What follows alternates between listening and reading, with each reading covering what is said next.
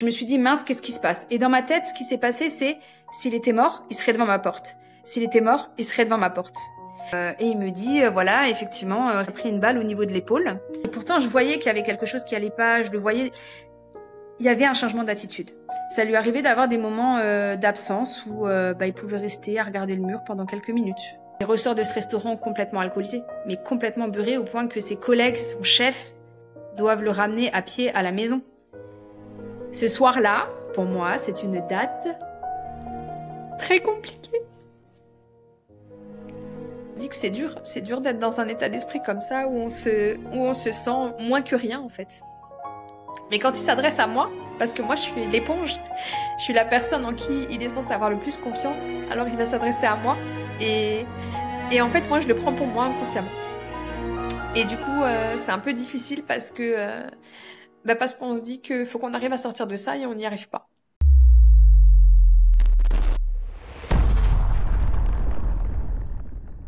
J'ai eu l'opportunité d'échanger avec une ex-conjointe qui a vécu le retour de son mari, ancien militaire, et qui a développé un stress post-traumatique, mais également aussi blessé physique. Et elle nous partage son vécu, les symptômes et le changement d'attitude qu'elle a pu observer. C'est là où c'est intéressant, mais aussi on peut également voir que les conjointes et conjoints vivent vraiment des moments particuliers et difficiles.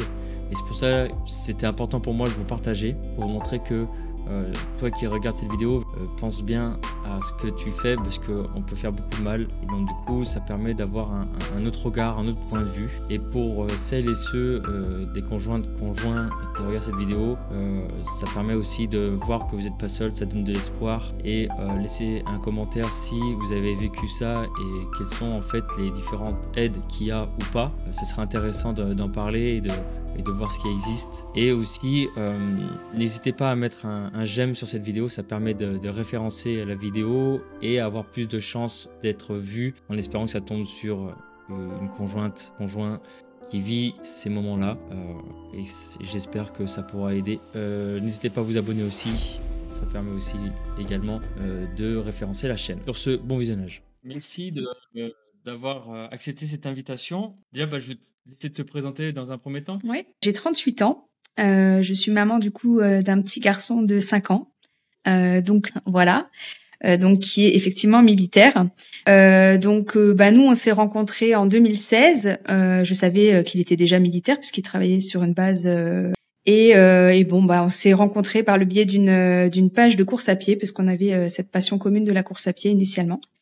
Et voilà, donc ça a été très très vite entre nous. C'est vrai on a eu un petit coup de cœur l'un pour l'autre.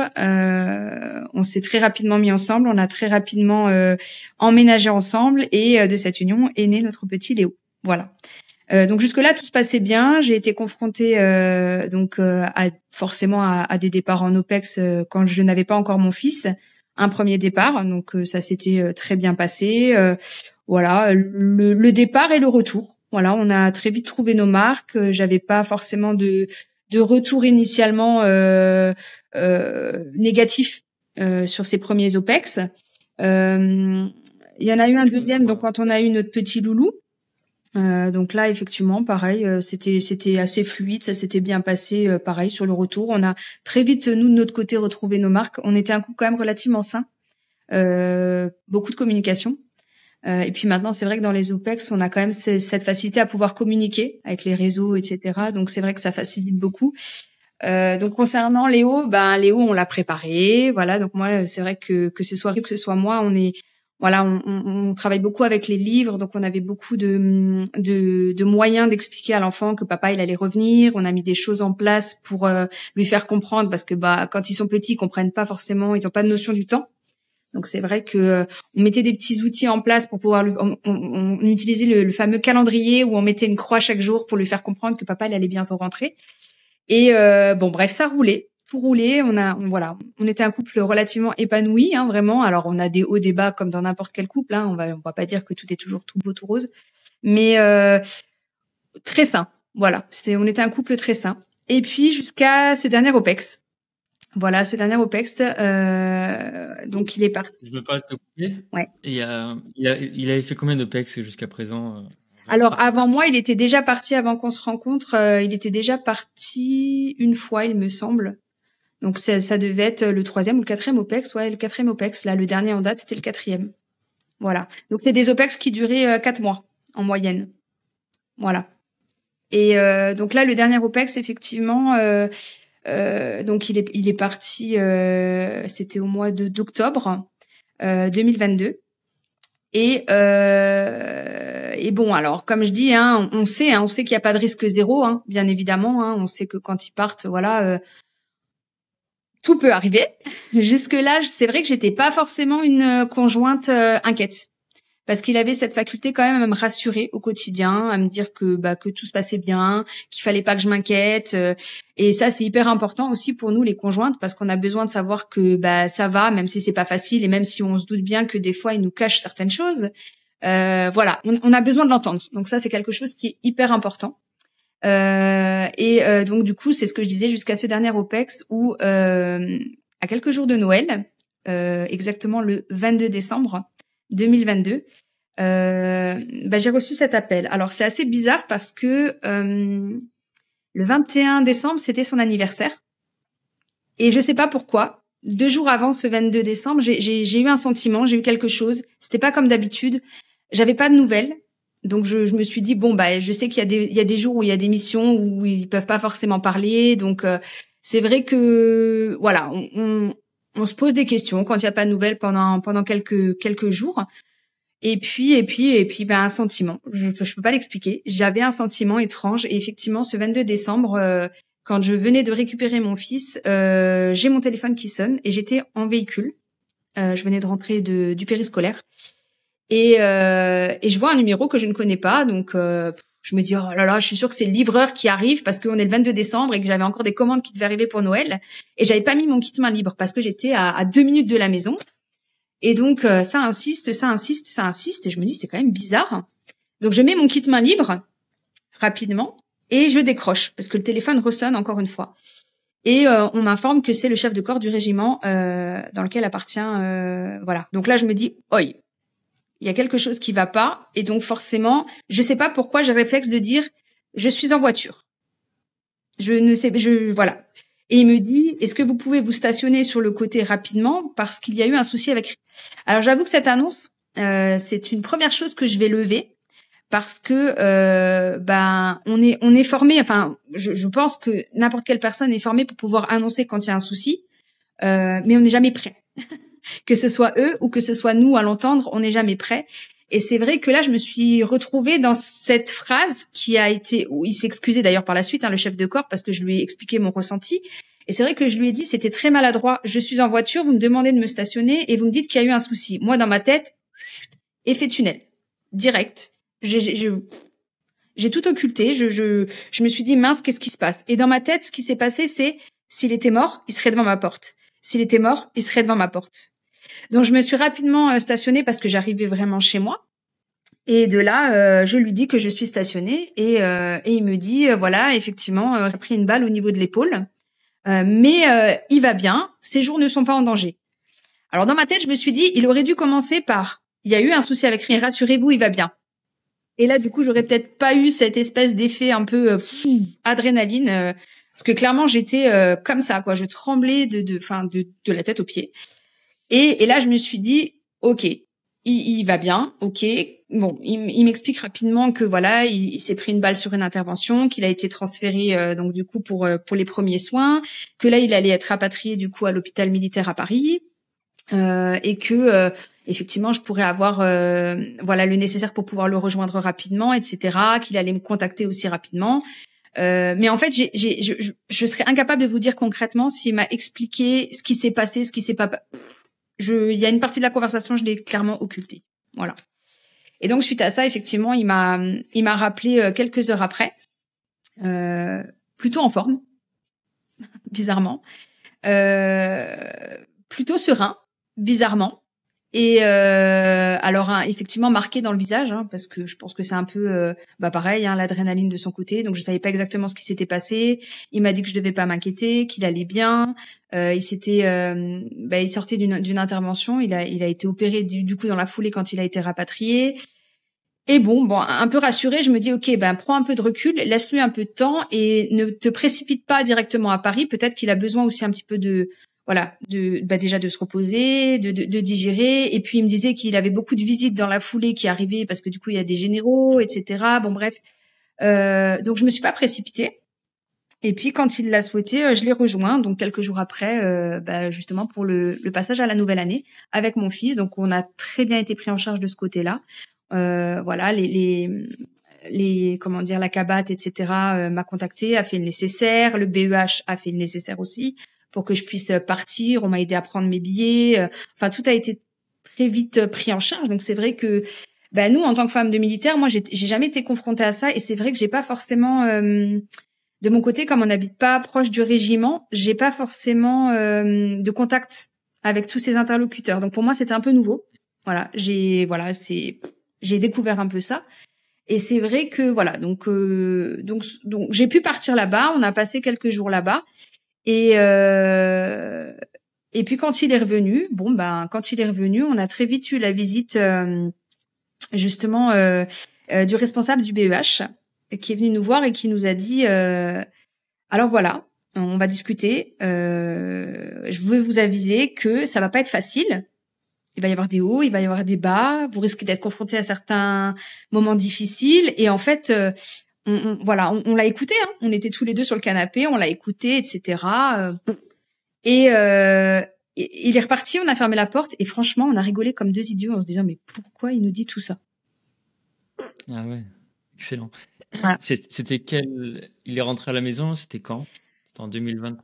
Il est rentré en 2023, début 2023. Alors il est plusieurs temps. Alors les dates exactes, je saurais plus vraiment les dire, mais début d'année quoi. Début d'année, au mois de janvier en fait, il était rentré. Il s'était fait opérer et après il l'avait laissé avec une attelle à domicile, etc. Donc voilà. Donc on a eu effectivement ça. Alors moi, ce qui m'a aussi un petit peu interpellée, c'est quand les gens ont commencé à savoir que c'était lui qui était blessé, j'ai eu je me suis pris des fleurs qui arrivaient, des cartes qui arrivaient, la découverte d'associations qui m'écrivaient, des cadeaux qui arrivaient, la femme du chef de corps qui est venue un dimanche comme ça en me disant je suis là dans 30 minutes, que je n'avais jamais rencontré. Alors ça c'est aussi un peu perturbant parce que on se dit mais il est pas mort en fait. Qu'est-ce qui se passe? Il est pas mort, il est blessé. Et en fait, c'est là où on se dit, merde, il y a quand même un décalage quand on vit pas au niveau du régiment, parce qu'en fait, on sait que les femmes qui vivent sur les alentours du régiment, elles se font leur café les mercredis, des choses comme ça. Bon, moi, c'est des choses auxquelles j'ai jamais participé. Et c'est vrai que j'ai eu beaucoup, beaucoup de retours comme ça, les collègues qui ont fait une petite cagnotte, ce genre de choses. Enfin, c'était assez hallucinant de ce côté-là. Et donc, du coup, ouais, pour en revenir à son retour, quand il est revenu, alors, il m'a tout de suite dit, alors tu sais, chaton, je vais bien, hein, mais ils m'ont mis sous traitement. J'ai des neuroleptiques et des anxiolytiques, mais t'inquiète, hein, ça va, hein, ça va bien, il y a pas de souci. Et là, je me rends compte maintenant, avec un peu de recul, que et surtout avec beaucoup de connaissances par la suite de ce qu'était le SPTM, parce que je me suis beaucoup renseignée par la suite, mais que j'ai pas eu les bons mots en fait à ce moment-là, parce que ma réaction ça a été non mais attends, pourquoi tu prends ces merdes si tu vas bien? Évite de prendre ces traitements.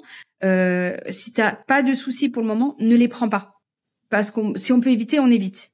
Sauf que moi, dans ma tête, quand on me dit il va bien, pour moi, il n'y a pas de nécessité à les prendre. Par contre, oui, ok, si demain tu me dis écoute, ça va pas, là, il y a quelque chose qui va pas, il y a pas de souci, tu les prends, il y a pas de problème. Et en fait, je pense que j'ai été maladroite dans ma démarche. Aujourd'hui, je le regrette et je l'ai pris plein de fois dans la tronche d'ailleurs par la suite, de sa part, et c'est légitime parce que je savais pas en fait, et parce que j'avais pas du tout de connaissance de ce qu'était le syndrome post-traumatique aussi, parce que nous on n'est pas préparé en fait à ça. Et donc je me suis retrouvée avec une démarche qu'il a voulu mettre en place qui a aussi été très conflictuelle entre nous, alors qu'on n'a jamais eu de soucis au retour d'OPEX. C'est ça qui est assez perturbant. C'est que on lui a rapidement proposé d'avoir des aides à la maison, une femme de ménage, etc. Pour l'aider vu qu'il avait une blessure à l'épaule, hein, donc il pouvait pas du tout utiliser son bras. Hein. Et en fait, quand il a pris cette femme de ménage, Là encore, avec le recul, je me dis c'était finalement pour mon bien parce que je venais d'avoir 3 mois à gérer seule la maison, le petit, le boulot. Moi, j'ai un boulot à temps plein, donc voilà. Et en fait, je pense que dans sa démarche, c'était très bienveillant vis-à-vis de moi, mais j'ai pas réagi comme peut-être il aurait fallu que je réagisse à l'instant T. C'est-à-dire que moi, je lui dis non, mais attends, pas de femme de ménage. Je suis chez moi, je gère mon ménage, je m'occupe de toi. S'il faut que je t'aide, je fais. Et en fait, dans sa démarche, je pense que c'était vraiment très bienveillant pour m'aider et pour me soulager. Et je voyais bien que quand il fallait que je lui coupe sa viande, ça le dérangeait parce qu'il n'arrivait pas à couper sa viande ou son alimentation. Et là, je me suis dit, c'est bizarre quand même, c'est moi. Je suis sa compagne, il devrait l'accepter venant de moi. Il devrait se dire, ah bon, bah c'est normal, elle le fait parce que moi, je peux pas le faire. L'aider parfois, s'il fallait dans la douche, ce genre de choses. Bon, il était quand même très vite autonome, il s'est très vite... Enfin, en fait, il m'a très vite mis des barrières en disant, je peux faire et je sais faire. Voilà. Et c'est vrai que j'ai pas insisté, mais je me dis, il y a des choses que j'ai dû mal faire à ce moment-là, effectivement. Mais peut-être par manque de communication aussi. Peut-être qu'il aurait dû me dire, écoute, voilà, j'ai peut-être envie de me débrouiller seule parce que là, je me rends compte que voilà, je peux rien faire en fait, et ça m'énerve. Mais j'ai besoin d'essayer de faire pour me dire que ok, ça va aller. Et ça, je peux l'entendre, mais il a pas su me l'expliquer sur le moment. Et puis, s'en est suivi des jours où j'ai remarqué un changement de comportement. Comme par hasard. Enfin, par exemple, ça lui arrivait d'allumer les lumières, de regarder la lumière et de sortir de la pièce. Mais de laisser la lumière allumée. Ça lui arrivait d'avoir des moments d'absence où il pouvait rester à regarder le mur pendant quelques minutes. Et puis, il y a eu ces épisodes où, le soir, comme ça, d'un coup, il s'est mis à me dire « il faut que je sorte et il faut que j'aille marcher ». Voilà. Ça, c'est des comportements où je me suis dit « il y a quelque chose qui va pas ». Ces comportements-là, ils sont arrivés tout de suite après? Non, environ 3 mois après. 3 mois? Ouais, à peu près 3 mois. 2 mois et demi, 3 mois après, à peu près. Et là, je me suis dit « il y a quand même quelque chose qui est étrange ». Et en fait, ce qui a été plus étrange, c'est que il y a eu un soir où il est parti marcher et en fermant le volet d'une des pièces, je l'ai vu qui était en train de fumer, alors que c'est quelqu'un qui ne fumait pas. Et en fait, c'est assez bizarre parce que il m'a vu, il a vu que je l'ai vu en fait fumer et tirer sur cette cigarette, et il s'est caché comme un petit enfant, comme si je sais pas, il était mal, il était pas bien. Et en fait, quand il est rentré de cette marche, je n'ai rien dit. J'ai attendu. Il a été se brosser les dents dans la salle de bain tout de suite, comme pour cacher, et j'ai rien dit. Et peut-être que j'aurais à ce moment-là dû lui dire, ok, mais pourquoi t'as fumé? Pourquoi t'as allumé cette cigarette? Quelque chose va pas. Et pourtant, je voyais qu'il y avait quelque chose qui allait pas. Je le voyais. Il y avait un changement d'attitude, certain. Voilà. Et j'en ai reparlé, mais quelques jours après. Et du coup, je pense qu'il l'a mal pris parce qu'il s'est dit, voilà, pourquoi, enfin, voilà, elle m'a vu, il le sait, que je l'avais vu, mais il l'a mal pris. Et donc, du coup, ça tourne en dispute. Parce que je lui dis, je comprends pas. Enfin, tu peux me dire, t'as besoin de fumer. Ok, bon, c'est bon. T'es pas un gamin. Tu veux allumer une clope, t'allumes ta clope. C'est pas moi qui vais te dire quoi que ce soit, en fait. C'était pas de la remontrance, mais je pense qu'en fait, lui, enfin, c'est pas, même pas je pense, c'est que maintenant je le comprends. Pour lui, c'était une forme d'échappatoire. Ça lui permettait de, voilà, sur le moment il en avait besoin. Mais là où je le comprends pas, c'est qu'on n'a jamais eu de problème de communication. Et du coup, c'est vrai que le fait qu'il me cache ça, déjà, ça met un mal-être. On n'a jamais eu à se cacher quoi que ce soit. Et en fait, cette histoire de cigarette, clairement, c'était nul. Nul. En fait, dis-moi, écoute, chaton, tu sais quoi, ça va pas. Je vais m'allumer une clope. Parce que là, j'ai besoin d'extérioriser. La clope, elle me fait du bien. Ok, pas de souci. Est-ce qu'à ce moment-là, il prenait des traitements? Toujours. Il a jamais arrêté. Ce qui, moi, m'a rassurée dans le processus, c'est que il a très vite accepté les traitements. Il a très vite accepté le suivi psychologique. Il a tout de suite été pris en charge pour un suivi psychologique. Et ça, par contre, c'est super de ce côté-là. C'est vrai que lui est très, très bien. Quand tu parles de suivi psychologique, c'est quoi exactement? Alors, il a le suivi par le psychiatre, forcément. Donc là, il est suivi à l'hôpital militaire de Metz.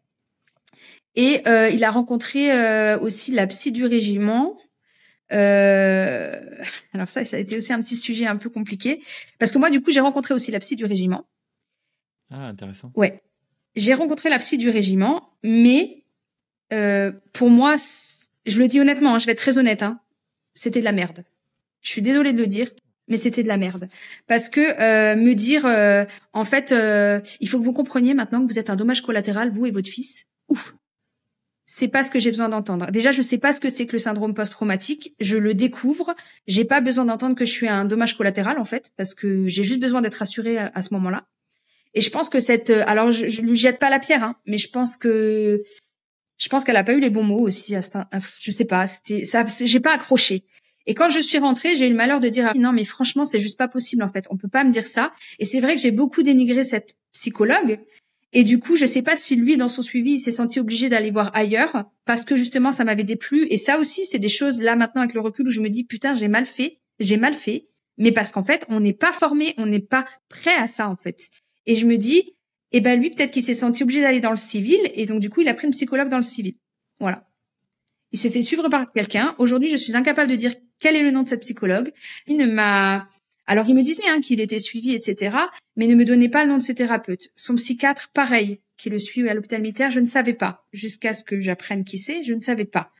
Mais je l'ai laissé un petit peu gérer parce qu'il s'est très vite autogéré très bien tout seul et parce qu'il a très vite été très bien accompagné. Et ça, il faut le reconnaître. Il a un accompagnement qui est nickel de son côté. Il a très vite su qu'il devait faire sa demande de PMI. Il a très vite pris les devants, s'est renseigné par rapport à la loi Brugnot, ce à quoi il a le droit.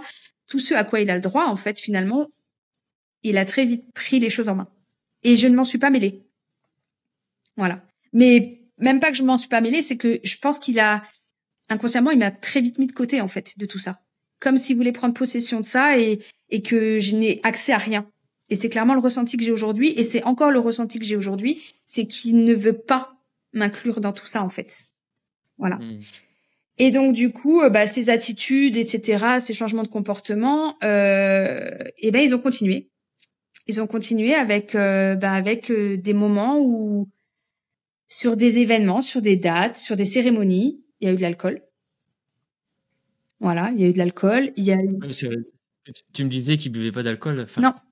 Alors, c'est quelqu'un qui est de base, qui est qui a une très bonne hygiène de vie. Alors c'est vrai on le taquinait souvent même au régiment où ses copains lui disaient oh là là, non mais toi au mess toujours avec ta petite salade de noix et de graines en entrée, ton poisson ou ta viande avec tes légumes alors qu'il y a des frites, ta banane pour le dessert parce que c'était ça, et son Perrier même à la popote. Alors il prenait une bière une fois de temps en temps, mais sinon c'était son Perrier avec son citron. Et même mes amis, moi dans la vie de tous les jours, ils rigolaient parce qu'ils disaient toujours ah purée, il faut prévoir le Perrier. Et c'est vrai que on en rigolait, il buvait de temps en temps une bière ou un peu d'alcool, mais c'était pas quelque chose qui faisait partie de son quotidien quoi.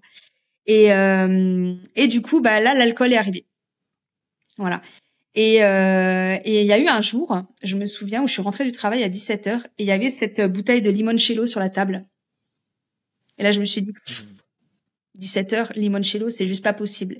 Et c'est vrai que j'ai commencé à lui dire, là, c'est stop, en fait. Tu commences pas avec ça. Et je me suis interrogée, j'ai commencé à écouter des podcasts. Je me suis dit, putain, mais c'est pas possible. Il y a un changement de comportement. Qu'est-ce que c'est que ça?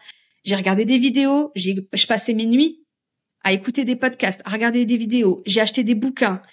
Et en fait, je pense que je suis rentrée dans un engrenage, même moi, je me suis perdue dans tout ça parce que, en fait, c'était trop. Je ne vivais que autour de ça, en fait. Et l'alcool qui ressortait. Le 11 novembre, une cérémonie. On est au resto avec ses collègues qui ont participé à cette cérémonie. Il ressort de ce restaurant complètement alcoolisé, mais complètement beurré au point que ses collègues, son chef, doivent le ramener à pied à la maison. Ce soir-là, pour moi, c'est une date très compliquée.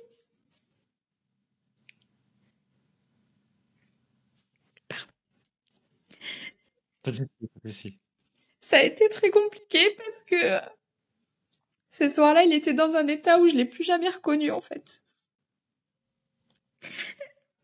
Il a tellement consommé, enfin, je sais même pas s'il a tellement consommé d'alcool, c'est ça le pire, je pense que c'est avec les traitements. Mais ce soir-là, il a une attitude et des mots que jamais il aurait dit avant. Et je vais pas raconter tout ce qui s'est passé parce que je suis pas là pour ça et pas là pour dénigrer quoi que ce soit, parce que je sais que inconsciemment c'est pas lui. Mais même devant son fils, c'est compliqué. de se dire qu'il est capable de ça. Et puis il y en avait eu d'autres avant. Il y avait eu des séjours où on était allé dans un gîte et où on avait fait un petit week-end. Et en fait, on s'est retrouvé à table avec des gens et on sait pas pourquoi. Il s'est mis une mine monumentale et au point que le lendemain, j'ai plus osé descendre au petit déjeuner parce que les gens ont dû entendre tout ce qu'il a dit. Moi, je suis un militaire. Tu ne comprendras jamais. J'ai pris une balle dans l'épaule.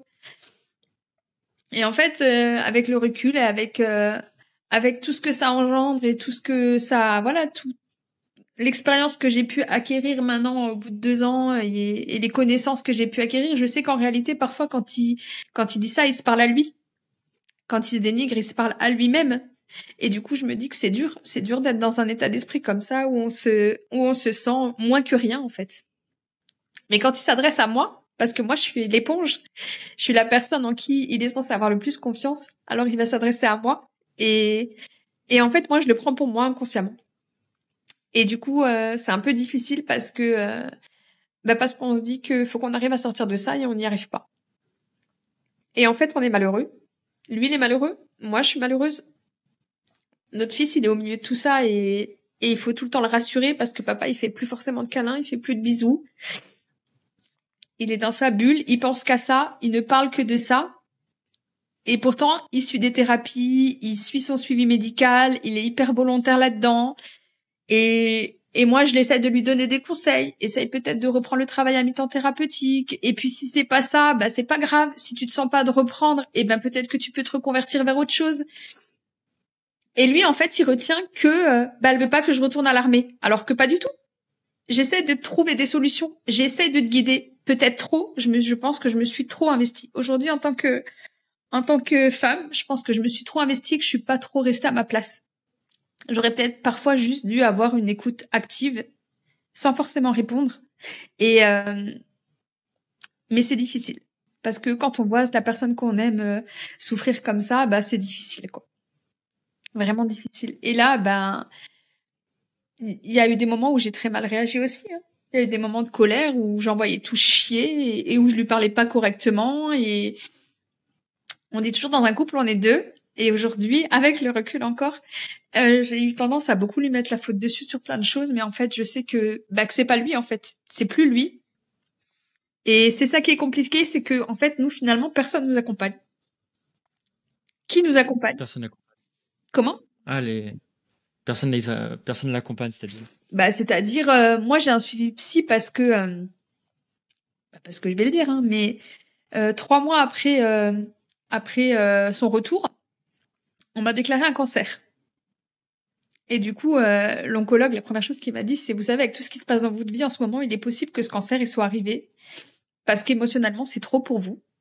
J'en dormais plus. Je vous dis, je passais des nuits à, je ne dormais plus. Je cherchais, je fouinais, mais pourquoi il réagit comme ça? Mais pourquoi il a ça? Et pourquoi il est si distant? Et pourquoi il y avait beaucoup de choses. La fatigue, l'irritabilité, il partait au quart de tour. L'alcool, le fait de se cacher pour fumer. Après, il est passé à la vapoteuse. Quand on le voit utiliser sa vapoteuse encore aujourd'hui, il fume pas une vapoteuse comme n'importe quelle personne qui fumerait sur sa vapoteuse. Il tire de façon intense, il expire de façon intense. Et pourtant, je me dis, putain, mais il est suivi, il fait son suivi psy, il prend les thérapies annexes, tout ce qui est sophrologie, il va marcher. C'est quelqu'un qui est ouvert à la méditation. Alors oui, il a pas repris le sport tout de suite parce que son épaule faisait qu'il pouvait pas. Il a eu d'autres opérations aussi entre-temps.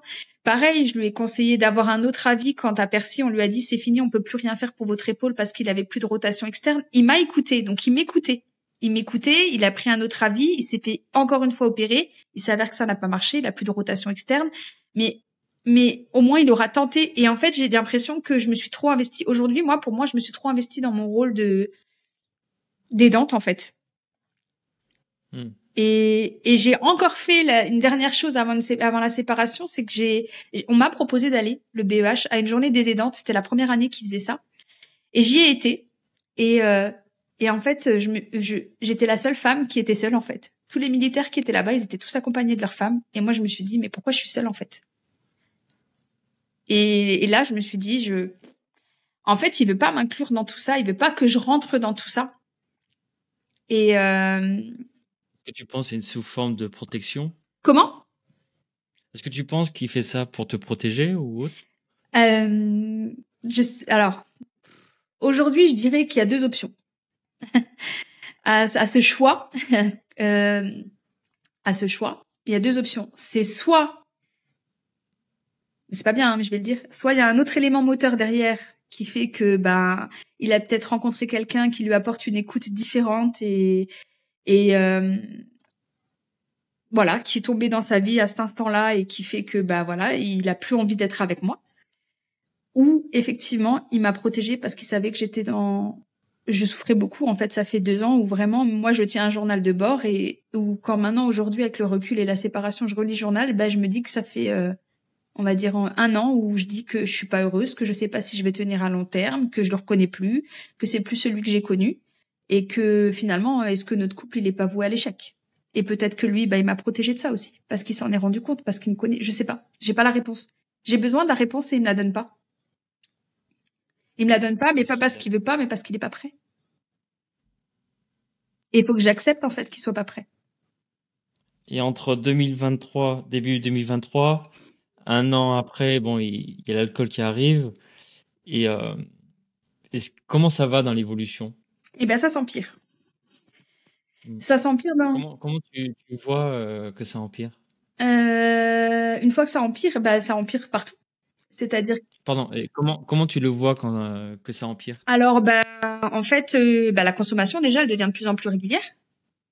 Et puis, c'est toujours une question d'attitude, en fait. Il est hyper ingrat, mais très ingrat mais que vis-à-vis de moi. Hein. C'est-à-dire que moi, je suis là depuis le début, mais je suis l'élément qu'il n'a jamais soutenu, qui ne le comprend pas. Il a 3 sœurs, ces 3 sœurs, il les lève au ciel. Et c'est normal, c'est ses sœurs mais je suis là, c'est moi qui suis là. C'est moi qui suis là à l'instant T, c'est moi et Léo, notre fils, on est là à l'instant T, et pourtant, on subit parce qu'on est les seuls à subir. Parce qu'à l'extérieur, il donne énormément le change. C'est-à-dire que personne ne voit rien. Les gens qui le voient au régiment quand il va à ses rendez-vous médicaux, on a vu, il va super bien, ça va, c'est cool, franchement, il a bonne mine. Parce que pourquoi? Parce que quand il va sortir, il va se raser les cheveux, il va se raser la barbe, il va être bien apprêté. Et à la maison, il est tout l'opposé. Et c'est ça qui est hyper compliqué en tant que conjointe, c'est que on a l'impression parfois d'être folle, en fait.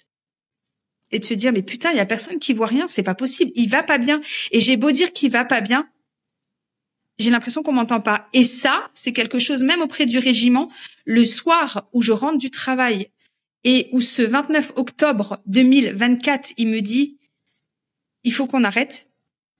Je me sens vide, j'ai plus de sentiments, j'ai plus d'émotions, j'ai besoin d'occulter mon passé pour avancer, parce que ça a été ses mots. Dans le lit le soir, il faut qu'on arrête, il faut qu'on se sépare. Le lendemain, j'ai appelé le régiment parce que j'ai pas dormi, parce que j'étais perdue, parce que je me suis dit, merde, mais ça y est, on y est, quoi. Et en fait, la psychologue, la seule chose qu'elle m'a dit, c'est, vous n'êtes pas ma patiente, je n'ai pas à vous parler.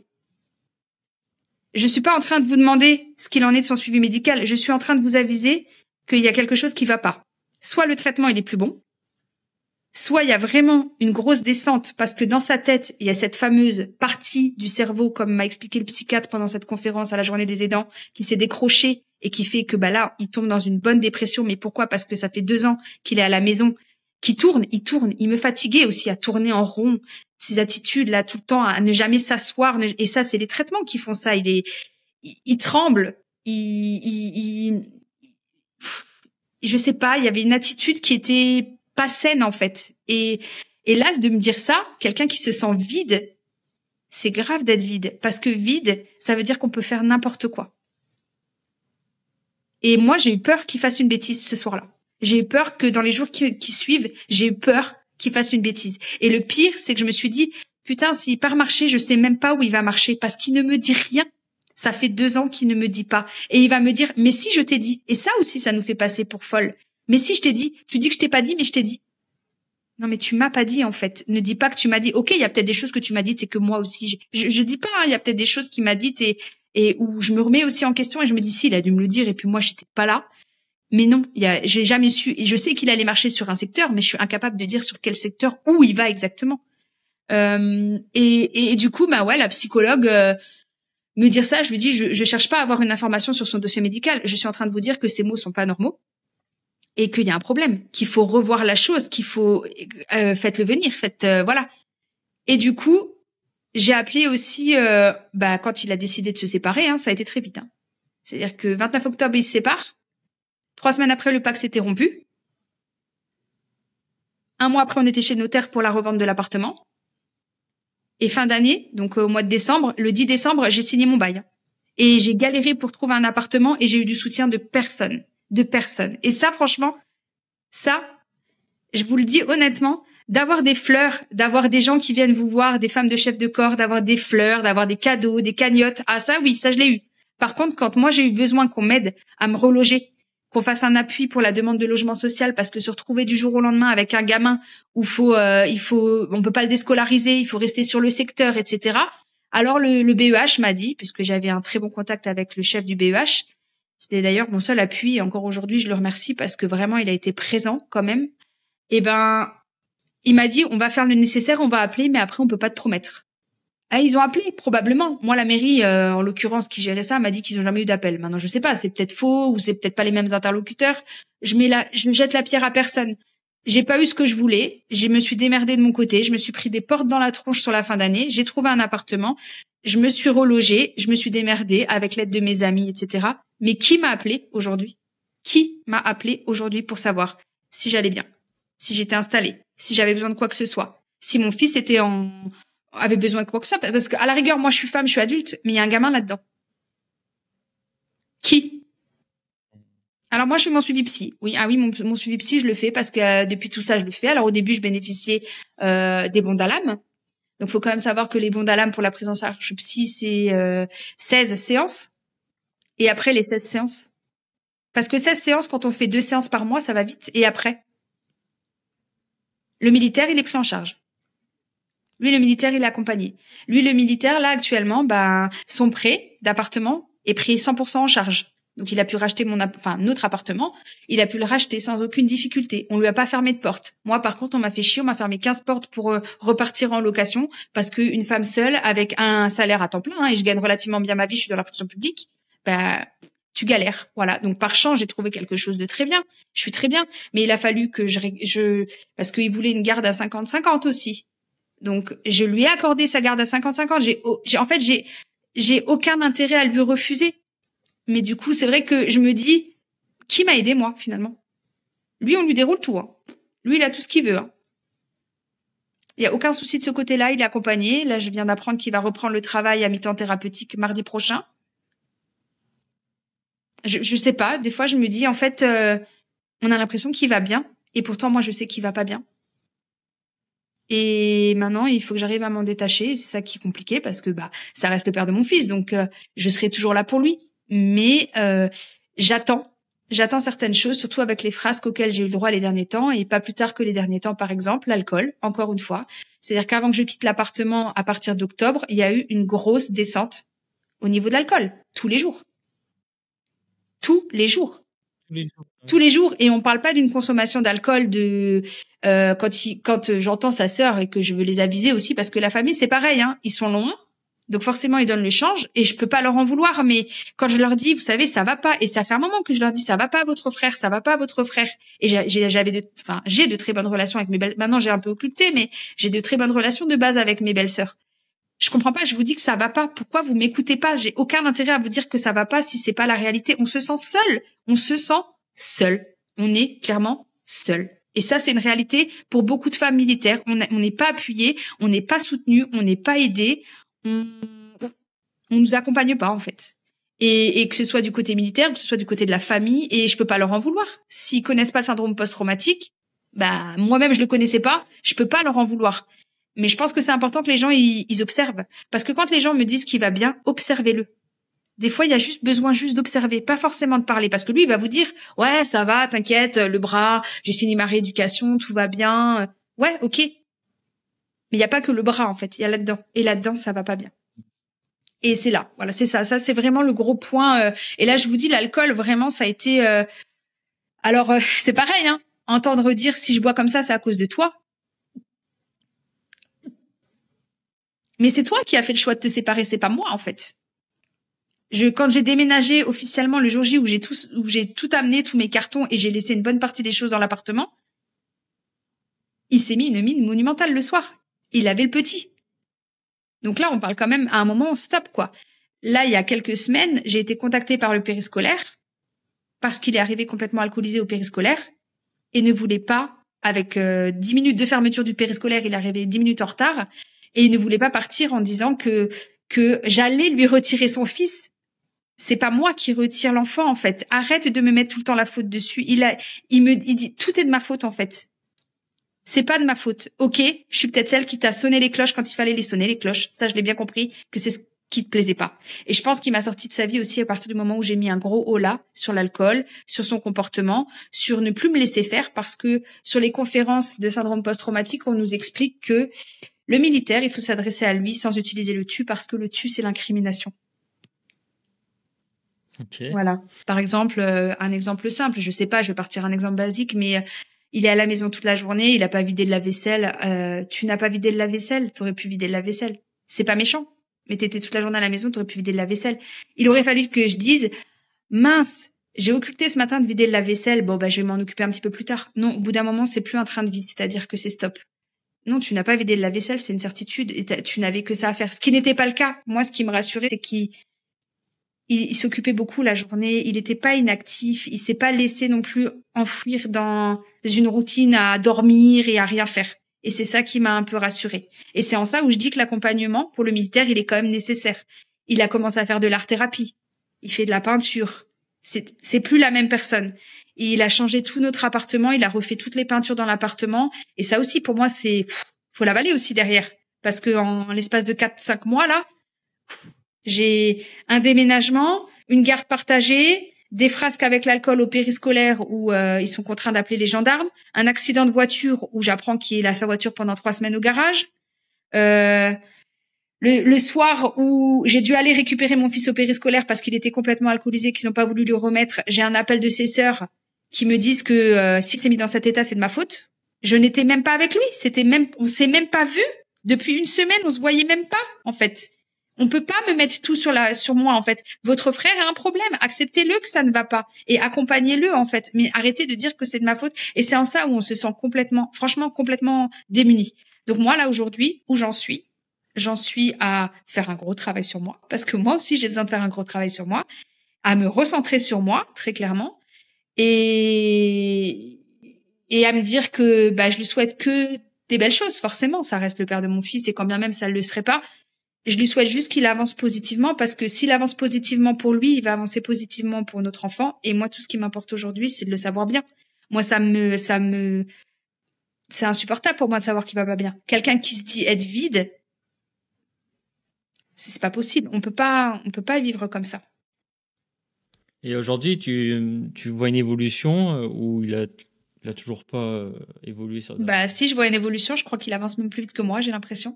Alors, c'est pas un concours, hein. Okay. C'est pas un concours, on parle pas d'un concours, on n'est pas dans une course, mais j'ai l'impression qu'il avance plus vite que moi, bizarrement. C'est-à-dire que, là, comme dit, il a refait tout l'appartement, il reprend le travail, ça, je lui avais conseillé, donc inconsciemment, je me dis que il m'écoute encore un petit peu. Donc, il reprend, je sais pas comment ça va se passer, j'espère que ça lui fera du bien de retrouver un peu un rythme de vie aussi, réglé, revoir ses collègues, etc. C'est à double tranchant, ou ça lui fera du bien ou pas. Mais je lui souhaite que ça lui fasse du bien, en tout cas. Il veut reprendre son poste. Je lui souhaite de reprendre son poste, bien évidemment. Je souhaite aucun mal. Et puis, je pense qu'il avance bien parce que visiblement, il s'est mis sur des sites de rencontres. Donc, c'est que... Donc, voilà. Bon, après, je pense que c'est plus aussi une phase de... Ouais, il cherche à se réconforter, et peut-être à avoir une écoute ou quelque chose de ce qu'il a plu. Ça fait partie du processus. Voilà. Ouais. Et l'alcool, il s'en est tenu. Enfin, aux dernières nouvelles, justement par rapport à cette phrase qu'au périscolaire où on a eu une discussion et où il s'est maintes fois excusé de son attitude et où je lui ai dit que il fallait qu'il comprenne que là c'était une mise en danger de l'enfant aussi, parce que venir avec son véhicule au périscolaire complètement alcoolisé, prendre l'enfant dans un véhicule comme ça, sachant qu'il avait fait un accident l'après-midi, etc., c'est juste pas possible en fait. Donc là, ben, il est pas en opposition. Il est d'accord sur le fait que l'enfant sera un peu plus chez moi, le temps que ça aille mieux. Ça pourra réévoluer après. Et puis, il a visiblement mis en place un traitement avec le psychiatre. Donc là encore, il y a une forme de déni parce que ces mots ont été le psychiatre m'a donné un traitement, mais parce que j'ai insisté. Parce que c'est bien connu que le psychiatre te donne un traitement pour l'alcool si tu insistes. C'est toi qui décides si tu prends un traitement ou pas. Donc il y a cette forme de déni aussi chez le militaire qui est permanente. Et ouais, il reconnaît pas qu'il va pas bien. Alors, il le dit c'est assez aléatoire parce qu'il dit qu'il a un syndrome post-traumatique, mais il reconnaît pas ses phases par moment. Par moment, il est lucide et par moment, il l'est pas. Voilà. C'est intéressant ça. C'est perturbant pour tout le monde, c'est perturbant. Et entendre son fils dire... Là, je me reconnais dans ce que tu dis. Hein. Ok. Ces phases de déni et puis ces phases des... Non, si, en fait, je crois que j'ai un problème. C'est ça. Puis après, non, j'en ai pas. Et puis, mais je pense qu'il le sait parce qu'il le dit ouvertement qu'il a un syndrome post-traumatique. Et puis les phases de reviviscence aussi dans la nuit. Je veux dire, quand ça sursaute la nuit et que j'ai eu le malheur de lui dire « Tu sursautes la nuit, j'arrive pas à dormir », c'est pas bien ce que j'ai fait. Parce que pourquoi je lui ai dit « J'arrive pas à dormir en fait ». J'aurais dû lui dire « Tu sais, je t'entends des fois et tout, t'as de la reviviscence dans la nuit ». Pareil, déni, n'importe quoi, tu racontes n'importe quoi, je dors super bien la nuit. Mais non, en fait. En fait, là, ce soir-là, il y a eu un soir où il y a eu une nuit et il le reconnaîtra pas. Et pourtant, ça s'est passé et il pourra me faire passer pour ce qu'il veut. Où j'ai eu le malheur de me retourner et je l'ai frôlé, en fait. Et il s'est retourné et il s'est mis sur moi. Il m'a dit, qu'est-ce que tu fais là? Et là, j'ai eu peur. Je me suis dit, wow. Et j'ai dit, je t'ai juste frôlé. Et ce soir-là, pareil, je me suis dit, mais qu'est-ce que c'est que ça, quoi? Qu'est-ce que c'est que ça? Et en fait, je pense qu'il était peut-être dans un état, justement, de reviviscence et peut-être qu'il y a eu quelque chose dans son... Mais c'est pas lui que j'ai connu. Maintenant, ma question est, est-ce qu'un jour il redeviendra comme avant? Je ne pense pas. Ce sera un nouveau qui avancera avec, c'est pas bien ce que je vais dire, mais avec ses armes, entre guillemets, mais ce sera un nouveau. Voilà. Il va se reconstruire, j'espère, je lui souhaite vraiment qu'il se reconstruise, mais je sais qu'il sera plus pareil.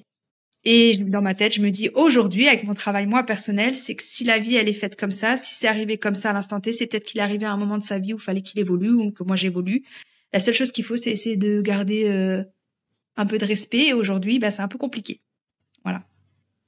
C'est ça le plus difficile à gérer. C'est moi, j'ai l'impression qu'il y a une espèce de haine, de colère vis-à-vis de moi. Et sans comprendre pourquoi, et il m'apporte pas mes réponses. Et ça, c'est hyper, hyper compliqué à gérer. En tout cas, gros parcours. Hein. Et je trouve ça super intéressant, ton témoignage. Parce que ça, tu vois, moi, personnellement, moi qui ai vu qu'un stress post-traumatique, on le voit pas, ça. Et de t'entendre le dire, tu vois, je me dis, ah oui, c'est vrai que j'ai fait ça aussi des fois. Je trouve ça super intéressant. Et du coup, j'ai une question. Qu'est-ce que toi, tu pourrais conseiller par rapport à ce que tu as vécu aux femmes ou aux hommes, des conjointes militaires qui ont ce comportement qui change? Si c'était à refaire, toi, tu ferais comment maintenant aujourd'hui? Alors, si c'était à refaire, déjà, je me positionnerais pas de façon concrète à l'aider à prendre des décisions. Je serais parfois tout simplement juste dans une écoute active. Parfois, ne pas répondre. Juste l'écouter parce que je pense que à ce moment-là, ils ont juste besoin, en fait, de délier les choses et d'être entendus. Ça veut pas dire qu'il faut tout accepter. Ouais. Voilà. Du coup, l'écoute active, c'est le fait d'écouter sans juger, sans conseiller. C'est jamais des jugements, mais c'est jamais un jugement. De toute façon, on juge pas quand on est compagne d'un homme qu'on aime, on le juge pas. On voit bien qu'il y a un mal-être, on voit bien qu'il y a quelque chose qui va pas. Mais c'est peut-être éviter de conseiller parce qu'il y a des thérapeutes qui sont là pour ça et pour les guider. Donc éviter peut-être de conseiller parce que finalement, on est qui nous pour conseiller? On n'est pas médecin. Et je pense que chacun doit rester à sa place. C'est peut-être l'erreur que j'ai fait. J'ai peut-être essayé d'être trop dans son suivi, moi, de mon côté. Donc déjà ça. Et puis, quand même, si on voit qu'il y a un changement de comportement et que le militaire le reconnaît pas ou l'accepte pas, essayer d'une manière ou d'une autre quand même de le diriger vers des thérapies, vers des psychologues, parce que c'est hyper important, parce que parfois il y a cette forme de déni qui fait que le militaire aussi veut pas l'accepter, tout simplement, et c'est important. Quel autre conseil? C'est pour les femmes ou les hommes qui ont des enfants. beaucoup, beaucoup, beaucoup, beaucoup parler avec les enfants et leur expliquer que c'est pas de la faute du papa ou de la maman, c'est pas de sa faute. Voilà, il fait comme il peut et puis ne pas hésiter à donner les câlins qu'ils ont pas forcément de l'autre côté, parce que le papa, et moi actuellement, alors il s'y remet un petit peu, c'est bien ce qui me rassure, mais un enfant c'est une éponge et il ressent quand les câlins sont forcés, il ressent tout de toute façon. Il ressent de la tristesse de l'autre personne qui subit aussi, hein. Parce que moi, mon fils me l'a souvent dit, il va que sur 6 ans, mais il m'a souvent dit, papa, il est pas gentil avec toi. Et c'est difficile pour nous d'entendre ce genre de choses. Et papa, il me fait jamais de câlins, il me fait jamais de bisous. Par exemple, son papa, on lui avait offert un séjour à Disneyland au mois d'octobre de l'année dernière, et il est pas venu. Il nous a planté la veille. Donc c'est un peu dommage, parce que ces souvenirs-là d'enfants, il va les avoir avec sa maman. Et ça marque des enfants. Et il faut préserver nos enfants, parce qu'ils sont aussi, j'aime pas le dire, mais je vais le dire parce que maintenant c'est réel, ils sont aussi des dommages collatéraux de tout ça. Avant, je l'entendais pas. Aujourd'hui, j'accepte de l'entendre parce qu'on est réellement des dommages collatéraux. Donc une écoute active, passive, des fois aussi, faut en laisser, faut entendre et laisser repartir. Préserver nos enfants, prendre du temps pour soi. Ça, c'est hyper important, parce qu'on s'oublie, parce que moi, depuis 2 ans, je me suis oubliée. Vraiment, et je m'en rends compte maintenant, hein. Donc, je fais vraiment, comme dit, moi aussi, ma part de travail. C'est important de faire une part de travail sur soi aussi, parce que on est 2, comme dit, on n'est pas 1. Donc voilà. Et puis, si ça va pas, je pense que faut se préserver. Malheureusement, c'est comme ça. Et je pense que inconsciemment, j'espère un jour avoir mes réponses. Et j'espère qu'il me dira, en fait, je t'ai juste préservé, je nous ai préservé. Et si c'est ça, je me dirais qu'il a fait le bon choix. Voilà, parce que on est malheureux dans des situations comme ça. Et peut-être qu'un jour, on se retrouvera. On ne sait pas de quoi demain est fait. Mais voilà, les points importants, je pense que c'est ça. Et est-ce que tu auras un conseil à tous les vétérans qui regardent cette vidéo, s'ils regardent? Sensibiliser au max. Pas que les militaires. Ouais. Trouver moyen de sensibiliser partout. Moi, j'essaye un petit peu, là, par le biais de ce podcast. J'espère qu'on va m'entendre, parce qu'on est beaucoup de femmes ou même d'hommes, hein, qui dans cette situation-là. Et on nous dit pas non plus ce à quoi on a le droit, hein, parce que moi, j'ai appris que j'avais le droit de faire une demande de loi Brugnot. J'étais pas au courant. Oui. Mais oui, mais j'étais pas au courant. C'est parce que je cherche mes informations. Et c'est dommage qu'on doive nous aussi chercher nos informations. Donc, sensibiliser au max, observer au max, parce que souvent, même aux militaires, même pas qu'aux vétérans, mais aux militaires qui sont sur les régiments, observez vos collègues. Et il y en a beaucoup, qui sont pas bien. Et il faut leur dire, écoute, c'est pas une tare en fait, c'est pas grave. Si ça va pas, ça va pas. Mais va voir quelqu'un. Il faut, parce que derrière il y a d'autres familles aussi. Et que moi je sais que ne serait-ce que sur la base, je pense qu'il y en a quelques-uns qui ont été marqués par tout ça et qui se font pas suivre. Et après, je sensibilise au max. Bon, merci Aurore. Merci à toi. C'était super intéressant. Ouais. Et bravo, parce que je sais que c'est pas simple de raconter un peu ce qu'on vit. Non, on pleure beaucoup. Et on voit que t'as vécu. Ouais. Il y en a marre de pleurer. En tout cas, tu es courageuse. Bravo à toi. Et j'espère que cette vidéo vont aider des femmes et des hommes à prendre conscience en fait, qu'il se passe des choses. Et surtout ceux qui vivent le stress post-traumatique, et que parfois on est dans le déni, et que oui, il se passe des choses. Et ce qui est plus dommage, à mon sens, c'est l'enfant qui est au milieu de tout ça. C'est ça. Et du coup, il y a une souffrance qui se fait. Et c'est ça un peu qui est triste. Mais il y a des solutions, il y a des choses qui avancent. Il y a eu des belles avancées quand même sur les suivis. Quand on voit les maisons Athos, quand on voit les séjours blessés de guerre, etc. Franchement, c'est chouette. Mais c'est chouette pour le militaire. Il faut penser que derrière, le militaire, il est pas un. S'il a sa vie avec quelqu'un, et notamment les enfants, c'est parce qu'en fait, l'enfant derrière, il va forcément avoir un retour tôt ou tard. Moi, mon gamin, il a vu son papa dans des états pas cool, vis-à-vis de sa maman aussi. C'est pas à 5 ans ou à 6 ans qu'il va lui dire. Mais quand il sera à l'adolescence, il le reprendra dans la tête. C'est sûr. Et c'est pas bien, mais c'est une certitude. Il y a des choses, voilà. Donc il faut préserver nos enfants, il faut se préserver soi et accompagner au mieux. Il y a pas de toute façon, il y a pas de miracle. Je sais pas, on n'a pas forcément les solutions. Après, c'est propre à chaque personne, mais voilà. Ouais, c'est vrai. C'est vrai que chaque personne est différente et du coup, chaque thérapie ou chaque processus correspond à chacun, quoi. Et peut-être dire aussi aux Mais militaires qui sont blessés que si leur suivi si ne leur convient pas, s'ils arrivent pas, s'il y a quelque chose qui les dérange, il faut changer, il faut tester, il faut aller vers d'autres choses.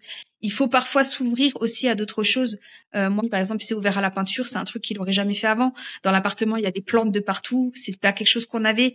Il a changé les tableaux, il a mis de l'art abstrait. C'est des choses, il n'était pas comme ça avant. Peut-être s'ouvrir à d'autres choses que de rester dans ce qu'on était avant. Évoluer en fait, s'ouvrir et parfois, on se découvre autrement et voilà, c'est important aussi quoi. top, Aurore. Voilà. Merci beaucoup encore. Merci à toi. Je te souhaite plein de courage. Merci et au plaisir.